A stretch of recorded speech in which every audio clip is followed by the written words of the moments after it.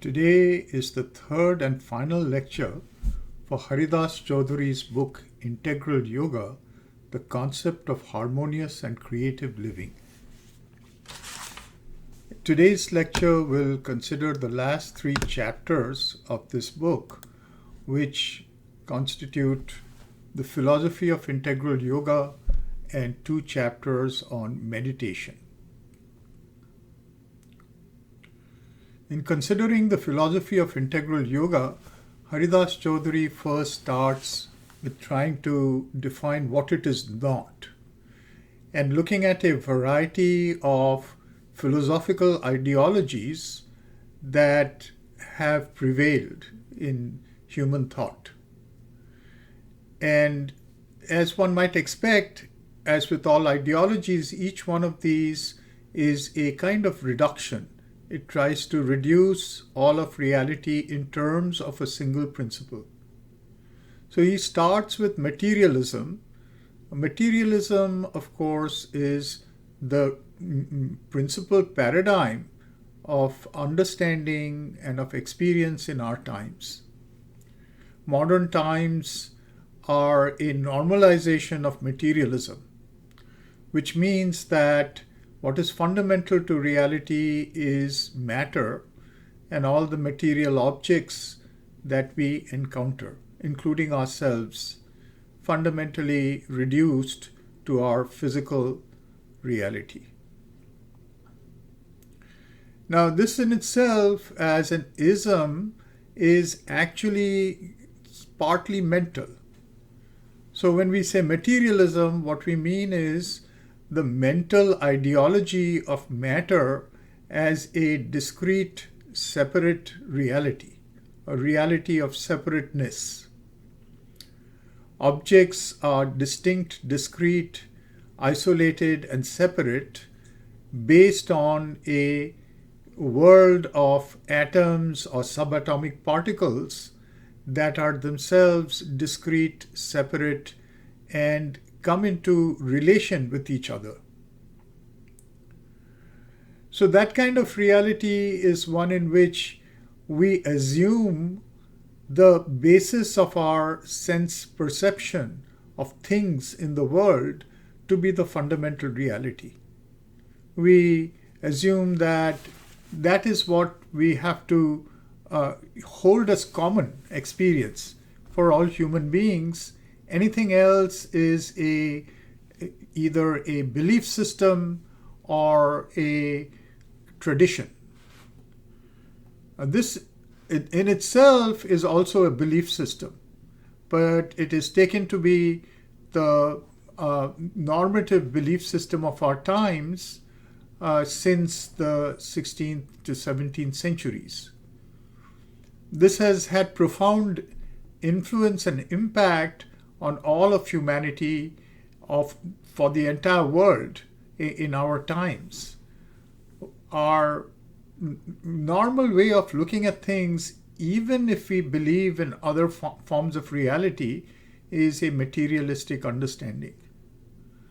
Philosophical materialism holds that whatever we consider as consciousness is an epiphenomenon of matter. In other words, it is something that has arisen as a chance effect of material interactions. It does not have any reality of its own.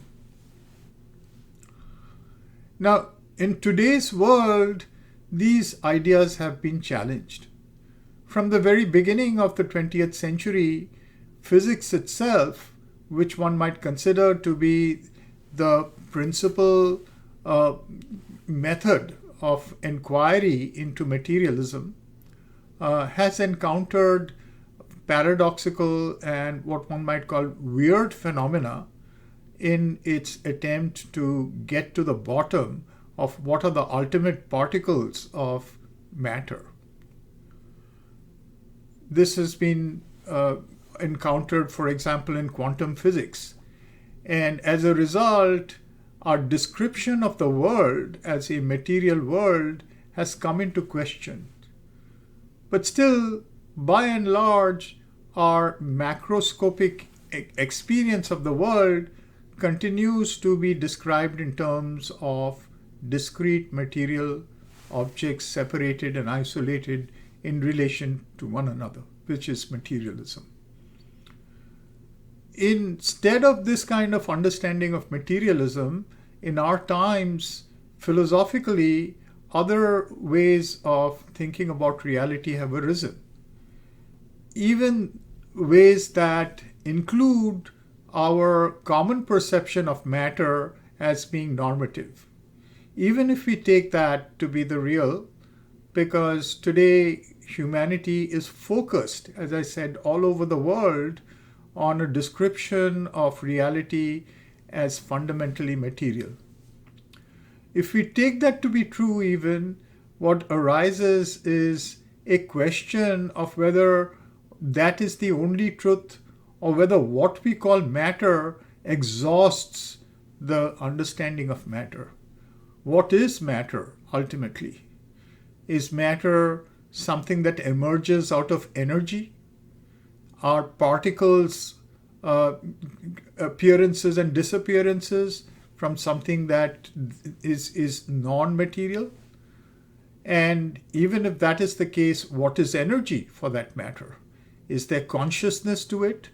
These questions have been fielded by philosophers in our times, so that an entire field called new materialism has arisen. New materialism includes philosophers that are biologists, that are physicists, as well as that are ontologists and other kinds of proper philosophers. Now, one of the ideas that has gone into new materialism is vitalism. And when Haridas Chaudhuri was writing his book, vitalism was making its rise and often used as a term to characterize the philosophy of Henri Bergson. There are others as well. An idea of vitalism is that the primary reality of the principle of reality is life. There is a life force, a vital force. And that vital force has entered into the world and exists in the form of matter. In fact, it enlivens matter, so that we can see certain types of matter have a latency of life and other types of matter are living matter. Moreover, life has its own principle, which is not that something which is limited, discrete, but something that spreads, flows, is not limited to material properties. So this is the idea of vitalism, but Haridas Chaudhuri is saying that a ideological understanding of vitalism as the principal description of reality is equally limited. He then talks about subjective idealism. And we can see that this way of considering different philosophies maps to one of the famous Upanishads, the Taittiriya Upanishad, in which there is a progressive meditation prescribed to a protagonist by the name of Bhrigu, in which he's trying to answer the question, what is Brahman? Or we could call it, what is reality? And he does this by meditation. His father asks him to sit in meditation and find out what is reality. In this process, he successively comes across different principles that are identified with reality. His first understanding is that reality is matter, a proper materialism. However, Bhrigu's understanding that matter is Brahman is a little different from materialism of the classical type that I just spoke about. Bhrigu's understanding is that matter is in fact the principal absolute reality, not as matter, but as Brahman that appears as matter. So if Brahman or conscious reality, absolute conscious reality appears as matter, we could think of it more in terms of the new materialism that I just described. It questions the limits of the properties of matter. Ultimately, whatever we call matter is seen to be an appearance of something that is beyond it, pure Brahman or conscious existence. Now, we can see that even there, Bhrigu does not stop. He goes to his father, and his father says, go back and meditate. So, to look at a principle like matter as something which appears and is a front, a face for absolute conscious reality is also a limitation. One has to see other properties that have appeared and are also equally faces of the Brahman. So in this case, Bhrigu takes a second step and comes back and says, life is Brahman. And this is a proper vitalism. So this is in this kind of progression that Haridas Chaudhuri makes his first considerations of ideologies to describe reality. His third, as may be expected, relates to mind. This is what Bhrigu discovers as well. He says mind is Brahman. In the case of Haridas Chaudhuri, he calls it subjective idealism. And he says this can be described in terms of a belief in a universal mind that is the foundation of all reality. One can think about philosophers like Plato, for whom there was an ideal world, a universal mind in that sense, that was the foundation of all reality. Or even in terms of Hegel, for whom there is an idea that is mental, a mental idea that is driving all of reality and making it come towards its own materialization or realization. Haridas Chaudhuri also considers Jung's idea of a collective unconscious as a subjective idealism.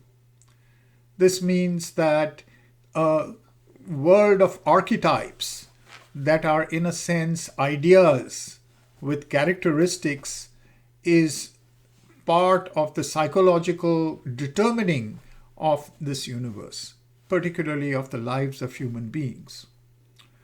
So this kind of a reduction of reality to a mental frame, either a universal mind or a collective unconscious, is also being challenged by Chaudhuri. He says, equally like materialism and vitalism, idealism is a limitation or reduction of reality. He then considers religion, and he finds the fact that in religion we erect some creator that is a extra cosmic being to whom the entire cosmos and all creatures are creations. So there is a kind of dualism in that way of thinking of religion. Of course, we may question whether that's the only way to think about religion, or whether there can be and do exist non-dual understandings of what we may call God. Nevertheless, Haridas is trying to bring our attention to reductionisms over here. So he's considering primarily religions that establish dualisms.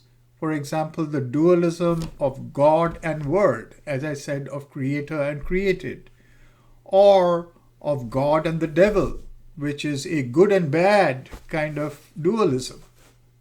To quote him, in response he says, quote, a personal and determinate absolute is a contradiction in terms.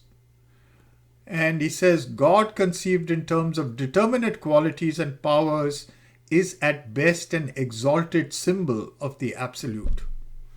In other words, if we restrict, just as we did with materialism, vitalism, etc., the idea of a God with qualities that have determinate effects as at the cosmic level, then that is a contradiction in term because it cannot be absolute. The absolute has to be radically infinite. And so he considers it to be at best an exalted symbol of the infinite.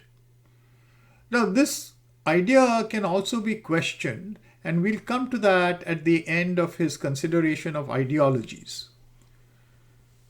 Even if we think about a God to be something that is bound by certain properties, features, a certain kind of leading qualitative approach, that may only be a front of the divine.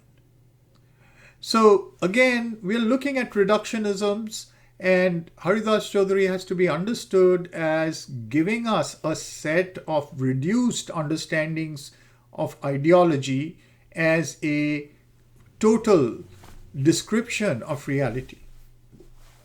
He then goes on to ethical idealism. And for ethical idealism, he's looking at the fact that some people believe that the world is incomplete and that human beings can create standards which are ethical, and perfection depends on the meeting of those standards. So with this, there are three difficulties that arise according to Chaudhuri. One is the notion of perfection, which if we define as a telos of cosmos itself, becomes an end of evolution. In other words, we can think about an attempt to reach a state of perfection, and once that is reached, evolution will come to an end. This again is a Hegelian idea, among others, because Hegel talks, for example, about the end of history. The end of history comes when all the contradictions are resolved. These are ideal contradictions, contradictions of ideas. We embody them and we manifest synthesis. Ultimately, we will come to an end of all of them, and there is a kind of end of history that will result. On the other hand, Chaudhuri looks at the other side and says that if we deny perfection as the end of evolution, then we have to concede that ethical idealism assumes the imperfectibility of the cosmos and of ourselves. In that case, it would make the notion of progress meaningless. Why should we even attempt if we know beforehand that it is impossible to become perfect? So this is how he dismisses ethical idealism as a total ideology describing reality. Of course, there may be other ways of understanding it. As in all the other cases, there are more complex directions in which ethical idealism can go. For example, in phenomenology and existentialism, which arose out of phenomenology, we find that we may strive for perfection without any assumption about perfection. It is just the striving to become equal to our conditions. There is an intrinsic striving of that kind, which may be called an aspect of cosmogenesis. Some philosophers talk about a neo-finalism in this state. In other words, we don't need to define a telos, but we can see that in life, in nature, even before the appearance of living beings, there is a certain drive towards individuation and towards the congregation or aggregation of elements to create individuals that will be equal to the forces of the cosmos, that will be able to survive against the forces of the cosmos. This is itself a kind of evolutionary drive towards perfectibility, which does not necessarily have to assume a telos of perfection that can be described. Philosophers like Nietzsche have talked about this type of existential growth or movement, evolution, as a kind of a participation of the individual, a creative participation of the individual. Other existentialists like Jean-Paul Sartre, who does not necessarily buy into the idea of perfection, yet thinks that it is necessary for us to posit a perfection and to work for it. This is the best that human beings can do.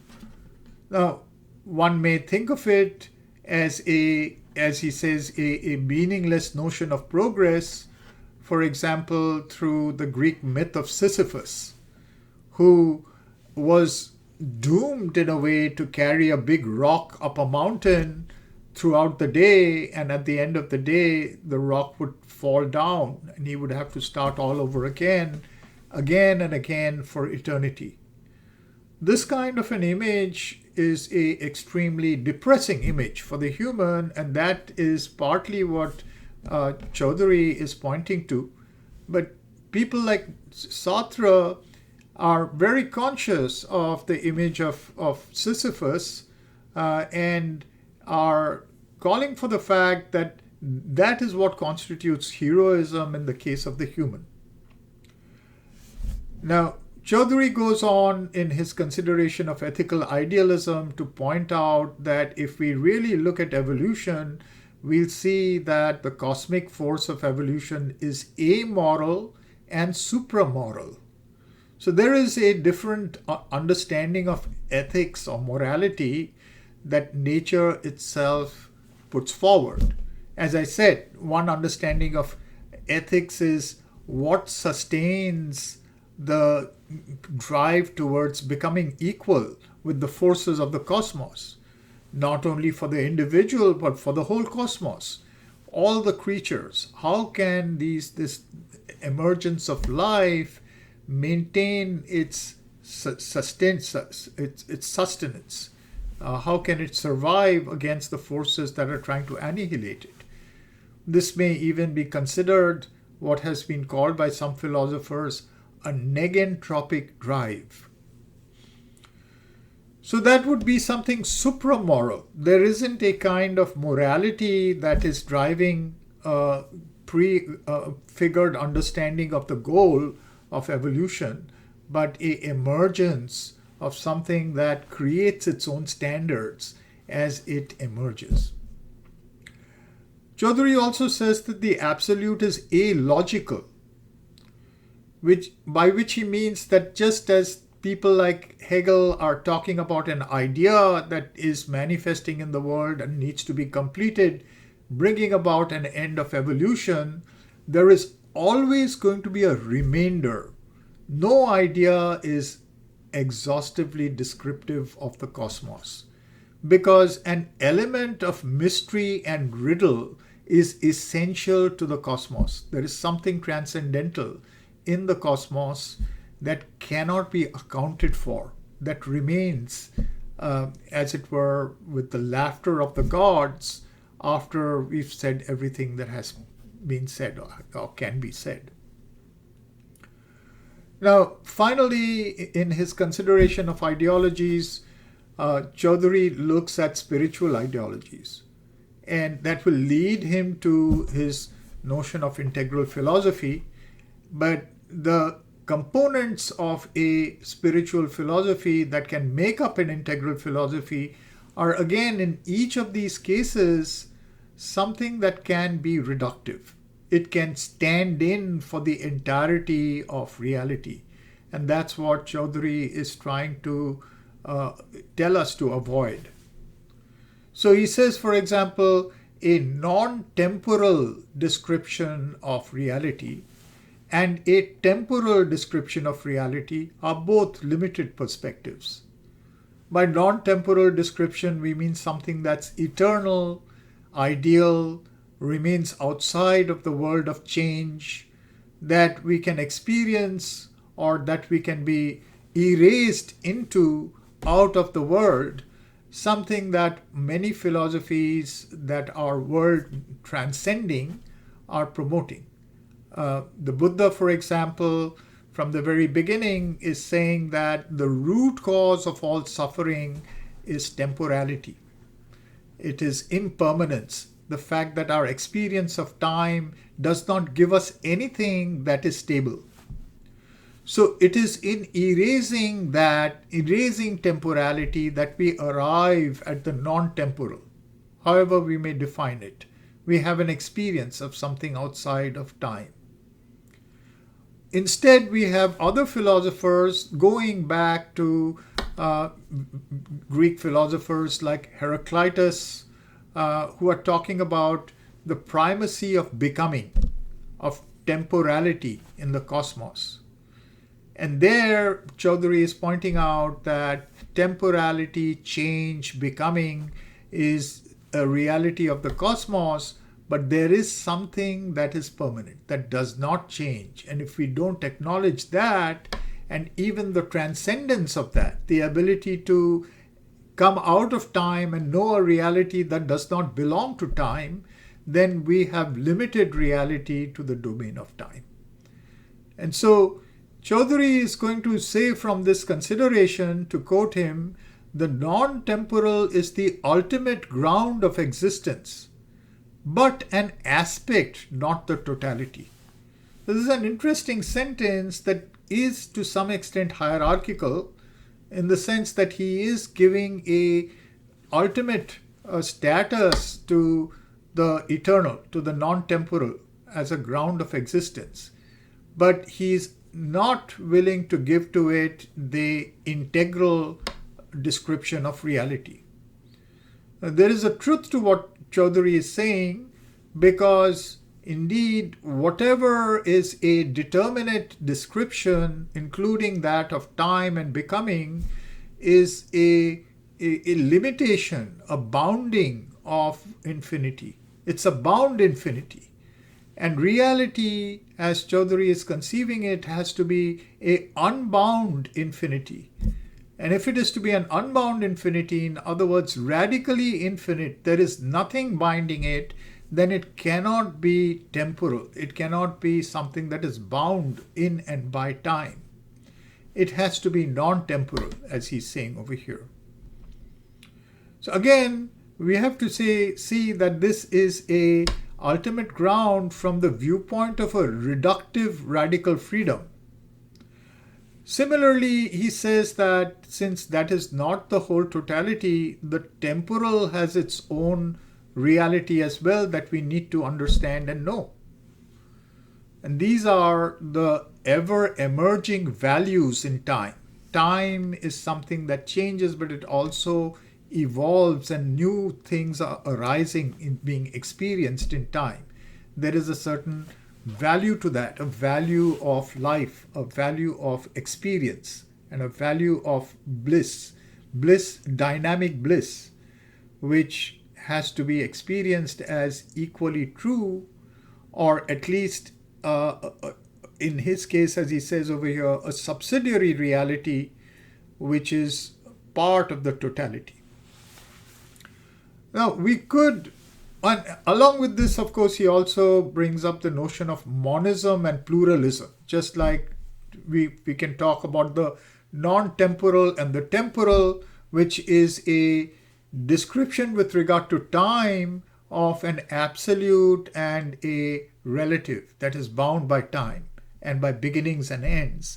We can also talk about the same distinction in terms of space.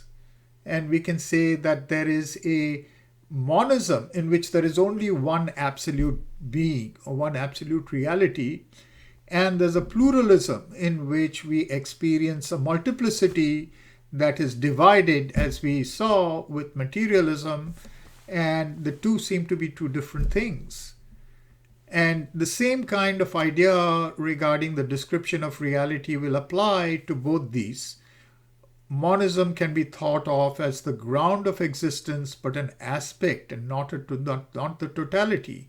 And pluralism can be thought of as equally an aspect of reality that makes for multiplicity and relationship. Now, we could also look at all these philosophies as we were trying to do with materialism and new materialism not as a kind of ultimate ground, not as a hierarchy leading to an ultimate ground, but from a rhizomatic viewpoint. To understand that, we can take up the issue of religion that Haridas Chaudhuri has introduced over here, and where he's talking about a God conceived in determinate qualities and powers is at best an exalted symbol of the absolute. So these various gods that have been created or received as revelations by a variety of cultures throughout history can each be thought of a bounded God of determinate qualities. So according to Chaudhuri over here, they could but be symbols, exalted symbols of the absolute that needs to be the ultimate ground of existence, and hence monism and a non-temporal reality. Now, this is not necessarily the way to go, because this is, again, as I said, a hierarchy. It has its own reality when we perceive it in a certain way. It is logically true. We have to logically conceive of a reality that is not bound in any way as the ground of our existence. But if we think about this problem of the gods, for example, in India, we see that these gods are not considered as symbols of the absolute. It is only in some philosophies that are more transcendentalist that they are considered symbols of the absolute. There are entire sets of philosophies in which they are considered to be the absolute. And by that, I don't mean a stand-in for the absolute, a set of determinate qualities that is either the highest set that can abrogate both something radically infinite and all other relative infinities. But what is meant by this is that the absolute, which is radically infinite, has taken the form of a certain type of bounded infinity for relationship. And as that relationship develops, we may come to a paradoxical kind of relationship in which the form and the formless are both the same. So we don't necessarily come to a point where the form is seen only as a symbol that needs to disappear for the experience of the formless. Philosophies such as those of Vaishnavism or Tantra have a different view, and Sri Aurobindo himself, as we'll see, actually affirms another kind of understanding of the relationship between the divinity with form and formless divinity, a description which is more rhizomatic. This rhizomatic description is important for us because that is the supermind. The supermind is not a hierarchy. The supermind is a totality or integrality that is a coexisting supralogical understanding of reality. All these so-called isms that we are talking about can each be the absolute. And at the same time, they are all realized as partial absolutes or plural absolutes. Even to call them partial absolutes is not supramental, because they would then be parts of a whole. But each one of them is the whole, but a coexisting whole. And these coexisting wholes constitute a supralogical, because the rationale, the mind cannot conceive of multiple infinities or coexisting multiple infinities of the same at the same level. We'll come to this in a moment when we consider how Sri Aurobindo talks about the supermind in terms of different ideologies. But Chaudhuri, going on, then brings up his notion of integral philosophy. And his idea of integral philosophy is related to both Sri Aurobindo's own experience, personal experience, and to a chapter that he writes in the Life Divine called The Triple Status of Supermind.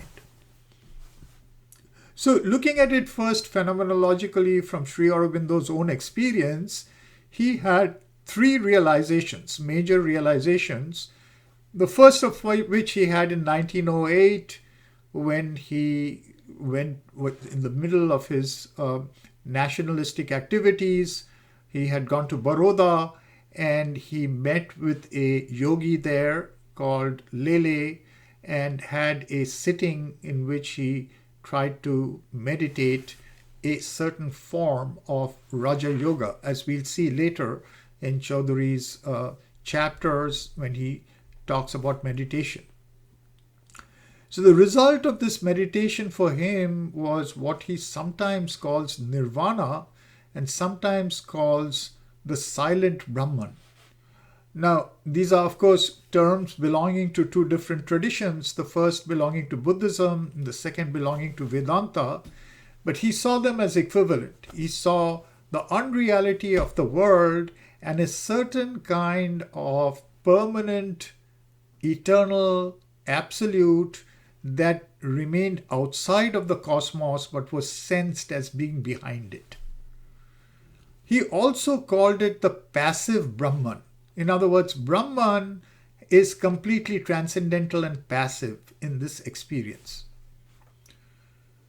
He lived this kind of life for at least an entire year where he saw that something was acting in him, but he was not the agent for that action. He was only a witness of that action. His nature, his mind, his body, his storehouse of memories were being utilized by a force that he could observe as he worked in the world.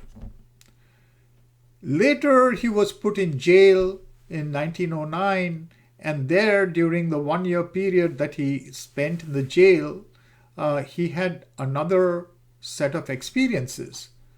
One of them was seeing that what he called the passive Brahman has in fact become the cosmos. That which seemed to be unreal is also an appearance, and there is an energy of God, an energy of the transcendent that has formulated itself into all the appearances of the world.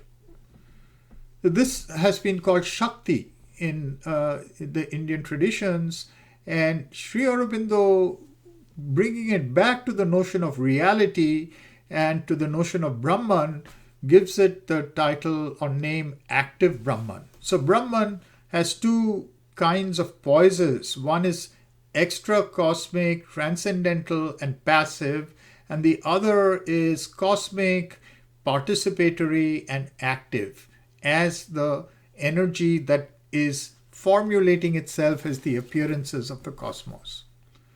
Now, a third kind of realization that he had also in the jail was that this being, this absolute transcendental being, has not only become the forms of the cosmos, but inhabits these forms as the dweller within.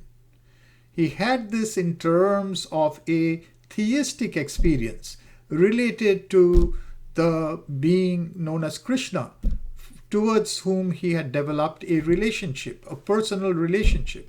This is what brings us back to that non-hierarchic understanding, where you can have a form and you can have something that is completely formless, or you can have something that is a energy.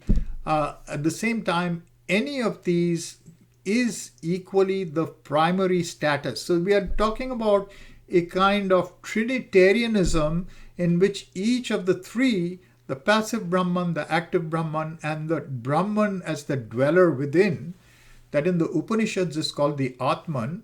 And Sri Aurobindo will talk about it in terms of two terms from the Upanishads.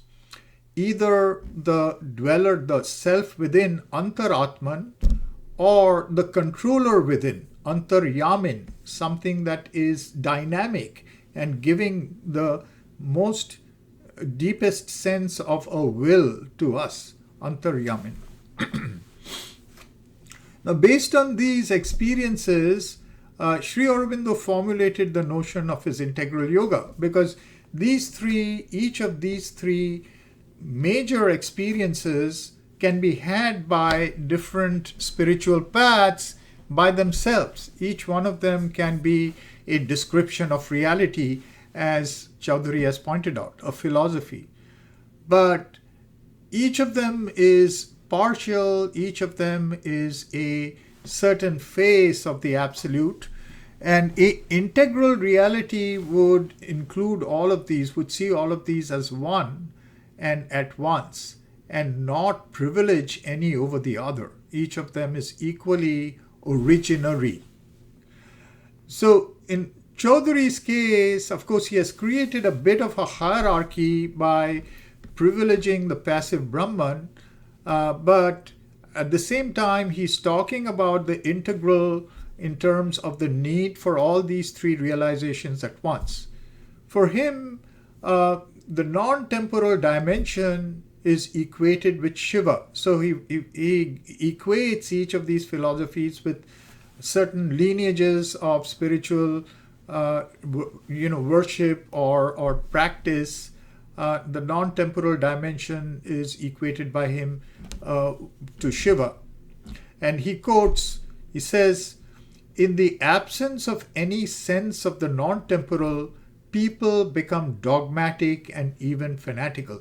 This is why, as I said, he is privileging the non-temporal. He's saying every other kind of temporal or form determinate description of reality becomes a limitation that people cling to, and they become dogmatic and even fanatical. It's only when we know how to go beyond it to the non-temporal dimension or the monistic dimension that we can then put these in perspective. This is the reason why he privileges this particular status of reality.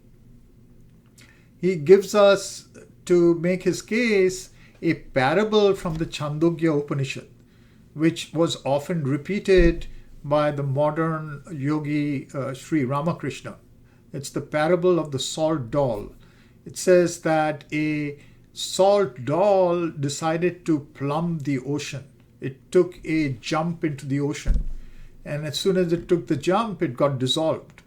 So where is the possibility of plumbing the ocean when you're made of something that cannot survive the dissolution that the medium into which you jump brings about? But he raises this problem, and it immediately awakens us to the difficulty of having an experience of that kind and also surviving in the world. But he says that this kind of an experience in which the self is dissolved is a dissolution of the ego, and what arises out of it could be another kind of individuality. He talks about it as a maturation. So today we sometimes talk about the integration of transcendental experiences. We have some transcendental experience, it goes into the background, we forget about it, we live our ordinary lives, but it doesn't really go away. It sends its messages, and by focusing on it, we can bring it into our lives and integrate it with our lives. So his maturation is to some extent that kind of a process by which our active lives are informed by the transcendental experience. So there is a kind of an axis.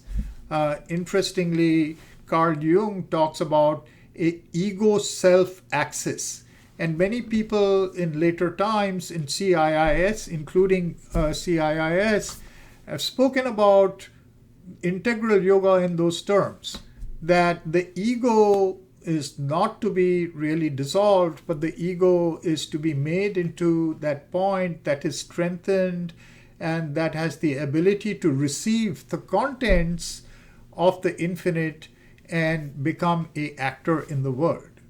But this is actually not what Sri Aurobindo is saying, nor what Haridas Chaudhuri is saying, though there is a little bit of a contradiction in what he's saying. So Chaudhuri is saying the content of experience is assimilated into the concrete texture of human personality. This is a quote from him. And that can be read in terms of a ego-self axis. In other words, the content of experience is assimilated into who we are, modifying or transforming what we call the ego. And in Sri Aurobindo's terms, he would say that it doesn't just modify the ego, but replaces it with the true soul, which is a center of individuation of the whole that we just talked about, the dweller or controller within. Now, Haridas Chaudhuri is going to say the height of maturity comes when it becomes dynamic and a creative force in life. So this is again that which would have been extra cosmic, extra temporal, becomes a dynamic and creative force in life when that becomes mature. And so he says, from the dissolution of the ego rises the cosmocentric individual. So this is the replacement that he's talking about. That yes, there is a dissolution, but it's a dissolution of the ego, and what comes in its place is a different kind of individuality, a cosmic individuality, a cosmocentric individual. And this is, of course, true. And for Chaudhuri, this meeting of the transcendental and the active constitutes the essence of integral yoga. But as we'll see, that there are some difficulties with this that need to be talked about, that need to be foregrounded, because without that, it seems to be a kind of a problem that belongs to our present state of consciousness. Then he goes on to talk about the dynamic universal. And that is his second realization, the active realization, the realization of active Brahman. Chaudhuri equates that with Shakti. And he says that is the cosmic creativity of life. It is characterized by diversity and becoming. Whatever is in the cosmos is in a state of constant change and of emergence of new properties. There's diversity and there is the emergence of new properties, emergent properties. And so he says that this principle has three fundamental characteristics: the flux of events, a breaking through every limiting conception. In other words, it never remains stuck to any particular form or state of forces, assemblage of forces. And the third fundamental characteristic is boundless creativity. Then he says another primary characteristic of the dynamic universal is evolution. And he speaks about the evolutionary and historical perspective. We can see how with time there is a set of new properties that are emerging out of the same flux of becoming. And these properties seem to be new properties of consciousness. This is where evolution becomes an evolution of consciousness, not just an evolution of adaptation of forms as in Darwin. We find, again, as I was mentioning, there are intrinsic qualities within nature itself, within the dynamism of Shakti, that are trying to become more conscious, that are trying to create individuations that can manifest a power of sustainability and preservation in the face of the forces of chaos trying to annihilate them.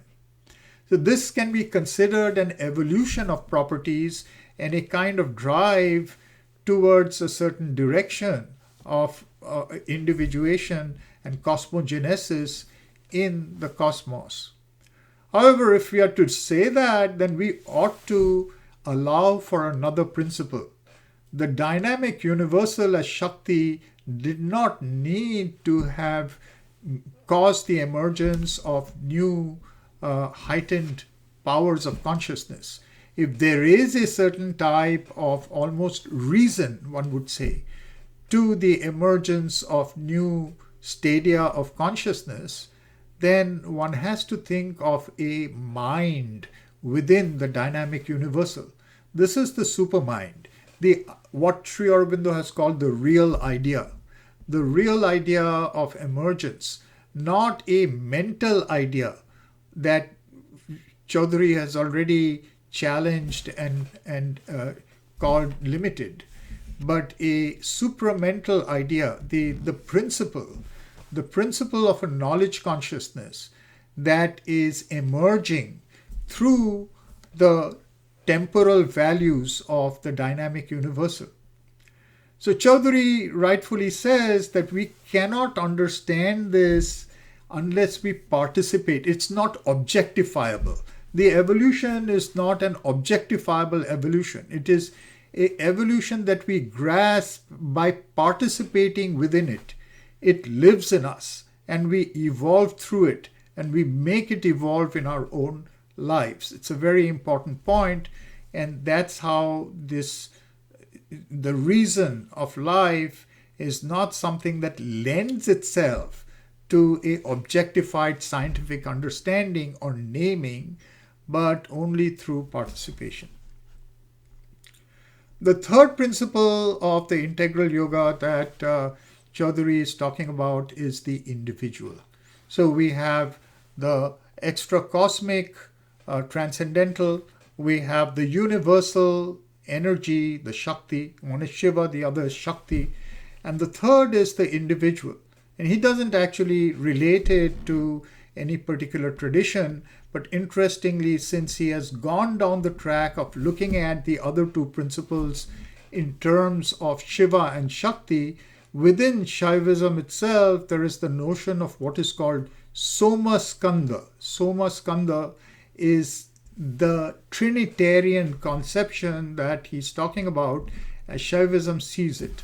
Soma Skanda means, in Sanskrit, it can be split into Sa, Uma, Skanda. Sa, Uma, Skanda means Skanda is the son or Kartikeya of Shiva and Shakti or Parvati, and Uma is a name for Parvati, the consort of Shiva, in other words, Shakti.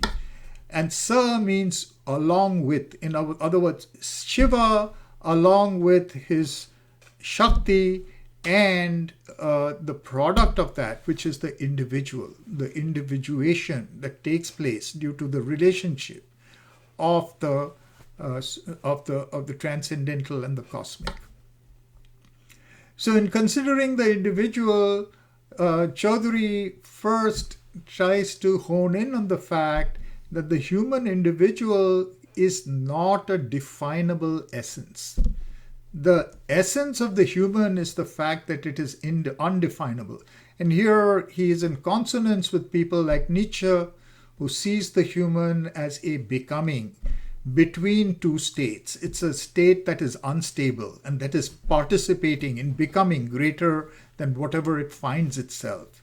And again, that's the same way in which Sri Aurobindo defines the human by saying that man is a transitional being. We are in transition, and in fact in perpetual transition. With regard to the telos of a ethical perfectibility, supermind is not that telos. Supermind is a stage in the eternal progress or eternal evolution of an undefinable property of becoming. So the individual reveals hidden possibilities and gives birth to new ones. So those are the two directions in which the individual operates. The first one is related to what is already in us, our hidden possibilities. We are focused on bringing our latencies into engagement with our circumstances. And the second is the creative function by which something new is coming to birth, giving birth to new possibilities. He talks about the individual in terms of 4 relations. The individual is relational.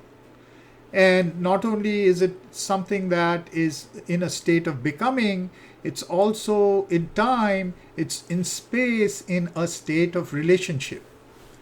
So the four kinds of relationship that Chaudhuri is going to define the individual by are nature, time, and the self. I think so. It's nature, time, and the self. These seem to be four relations that the individual is defined by.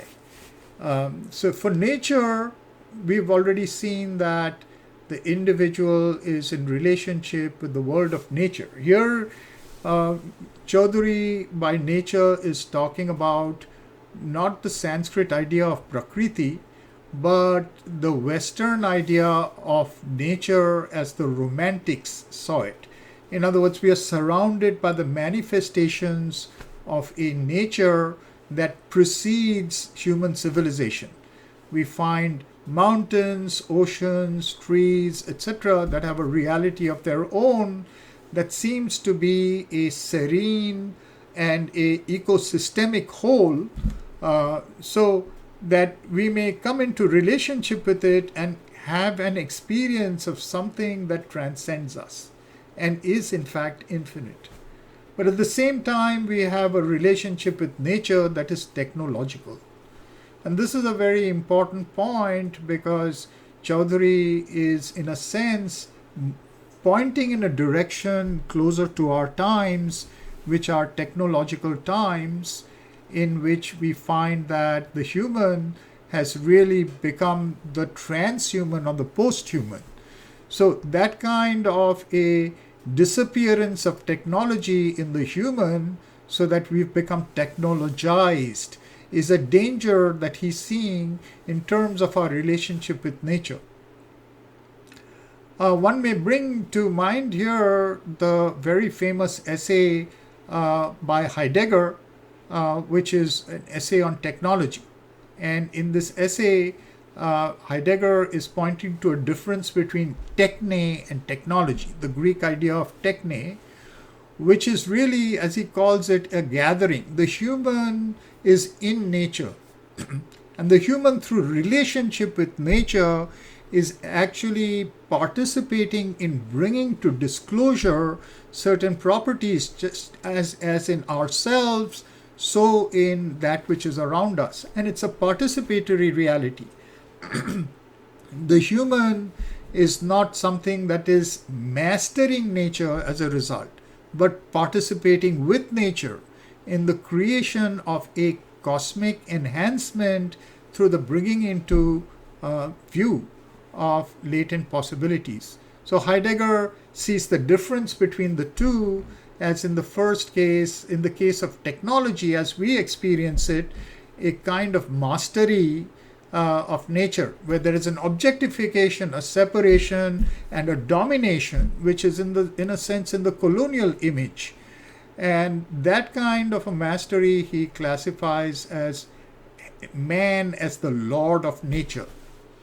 But the other, which is the relationship of techne to nature, which is participatory and brings into disclosure through a unifying and gathering, he calls that the shepherd of nature. So instead of the lord of nature, our relationship should be one which is in deep relationality with the unity of things. That is the integral approach to nature. Technology itself then changes and becomes techne. This is, of course, Heidegger's view.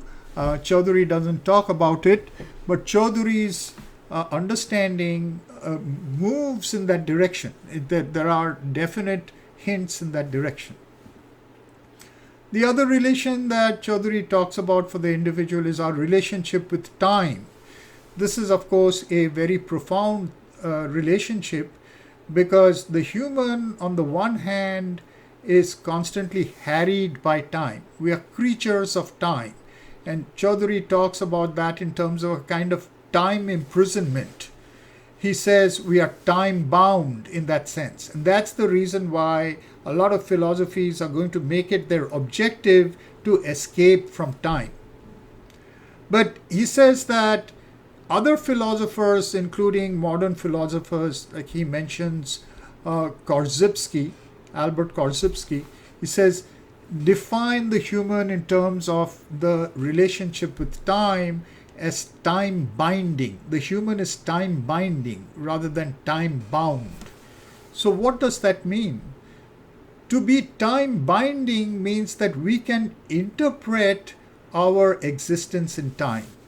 Our existence in time is a given, but what is the binding of time in which we live? In other words, how much past and how much future is assumed in our relationship with time?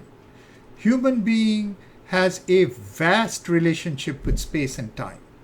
And that is what Chaudhuri is pointing out as the necessity of the individual as coming into a new relationship with time, a time binding relationship.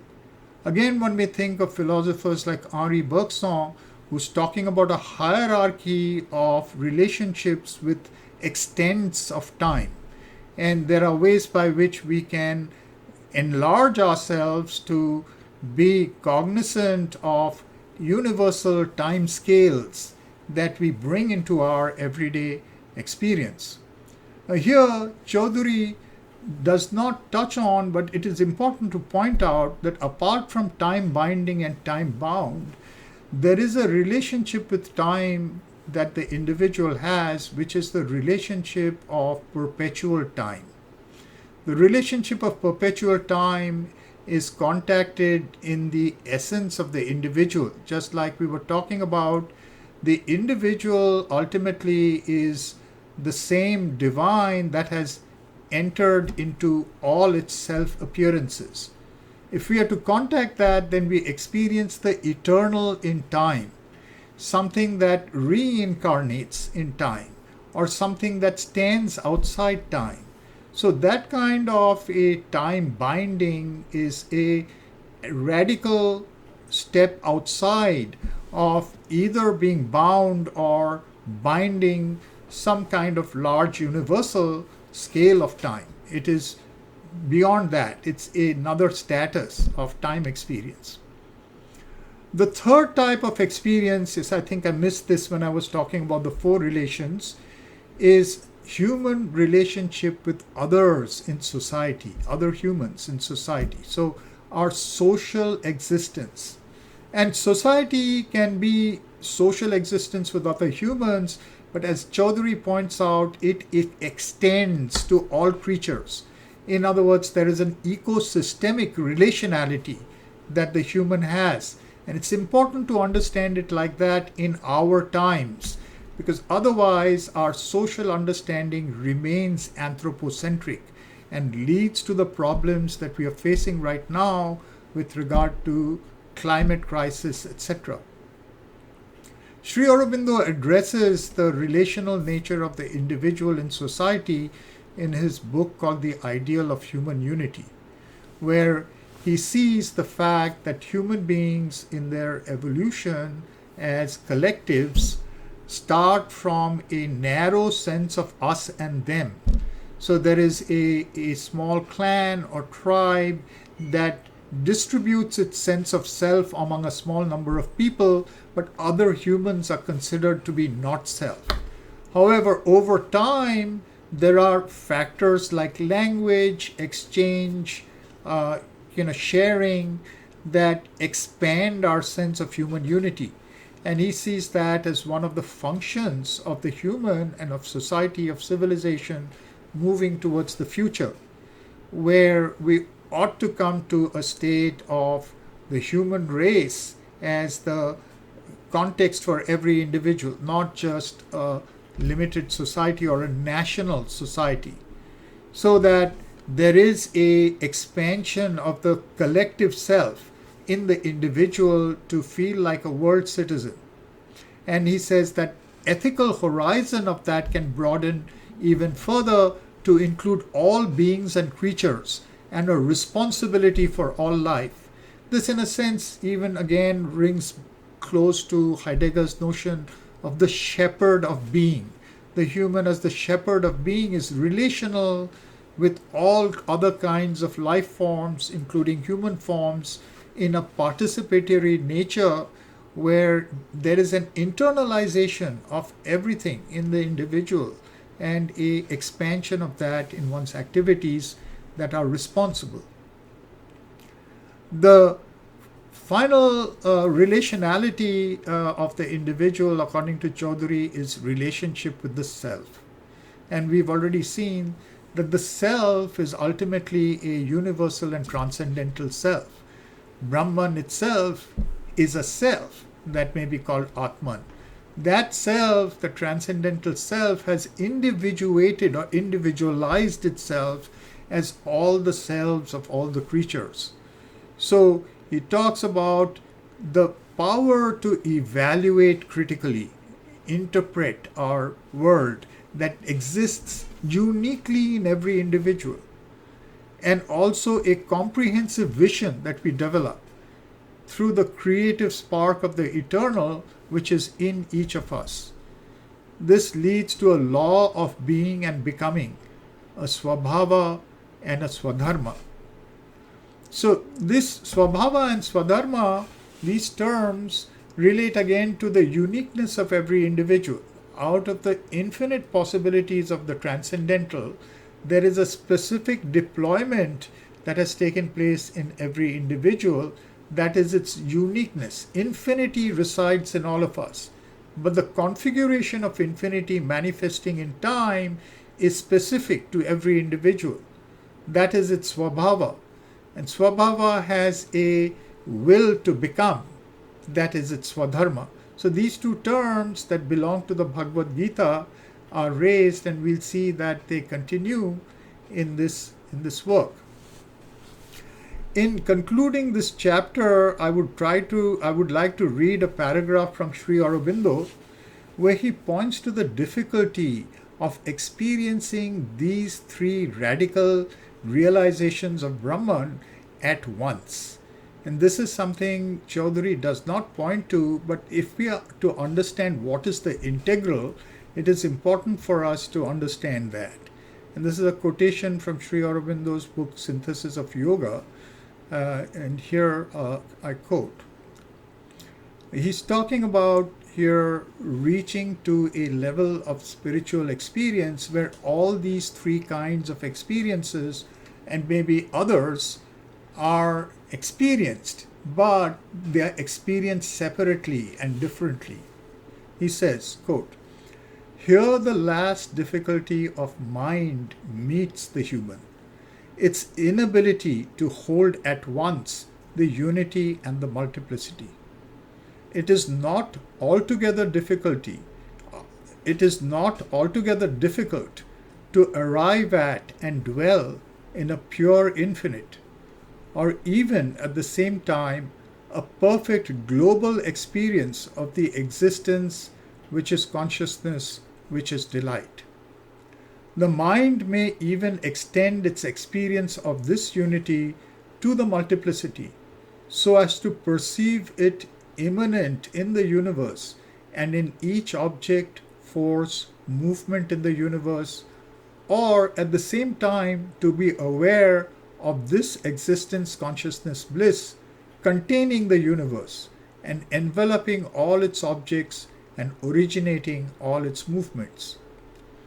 It is difficult indeed for it to unite and harmonize rightly all these experiences, but still it can possess Satchidananda at once in himself and immanent in all and the continent of all. But with this, to unite the final experience of all this as Satchidananda, existence, consciousness, bliss, and possess objects, movements, forces, forms as no other than that, or he or she, is the great difficulty for the mind. Separately, any of these things may be done. The mind may go from one to the other, rejecting one as it arrives at another, and calling this the lower or that the higher existence. But to unify without losing, to integralize without rejecting, is its supreme difficulty." Unquote.